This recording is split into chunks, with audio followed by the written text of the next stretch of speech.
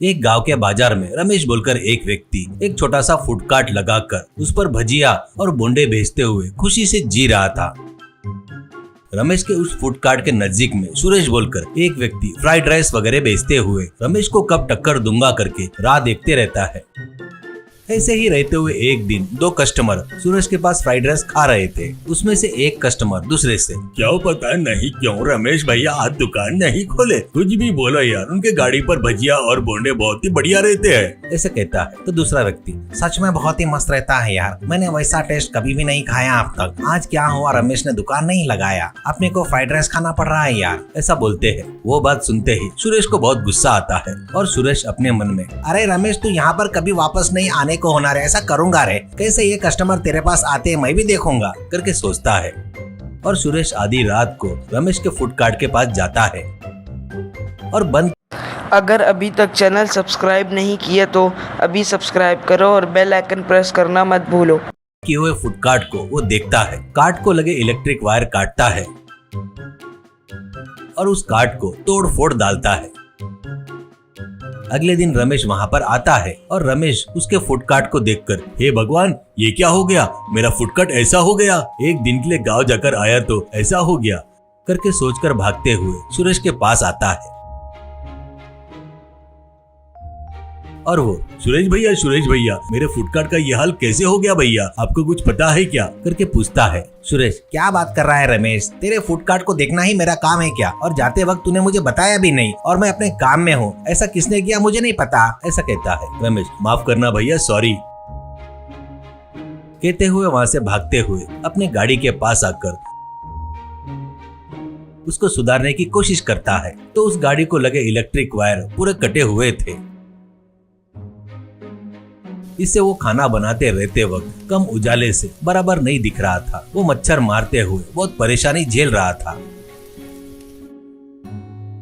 दो कस्टमर तेजी से आकर, अरे रमेश भैया कल कहाँ गए थे, कल हम तुम्हारे पास आए तो तुम नहीं थे, इसलिए वो फ्राइड राइस खाना पड़ा हमको। तुरंत रमेश, माफ करो मैं कल किसी काम से गाँव गया था। तुरंत दूसरा व्यक्ति, ये क्या हुआ रमेश भैया, गाड़ी का ये हाल कैसा हो गया, लाइट कहाँ गए, ये कंदील क्या है, ऐसा कहता है। तो रमेश, मुझे भी पता नहीं, गाँव जाकर आते तक ऐसा हो गया, ऐसा कहता है। वो कस्टमर, कोई तभी तुम पर दुश्मनी निकाल रहा है भैया, जल्दी से ठीक कर लो, ज्यादा दिन ऐसे रहा तो कस्टमर आना छोड़ देंगे। कहते हुए दोनों कस्टमर वहाँ से चले गए। रमेश सिर खुजाता है और घर दुखी होकर जाता है। रमेश अपने पत्नी लीला से, लीला मुझे कुछ समझ में नहीं आ रहा है रे, कल अपन लोग गांव जाकर आए थे ना, आज फूड कार्ट को देखे तो वायर सब उखाड़ कर फूड कार्ट को तोड़ फोड़ कर था, आज कैसे तो भी तकलीफ करके सेट करके बनाया पर कोई नहीं आया, सब लोग कीड़े गिर रहे करके चिल्ला रहे थे, लीला कहकर दुखी होता है। तो लीला, अरे सुनो, इतने महीने से कभी ऐसा नहीं हुआ, ऐसे हुआ है बोले तो पक्का तुम्हारे ऊपर कोई दुश्मनी पाल रहा है, ऐसा कहती है। तो रमेश,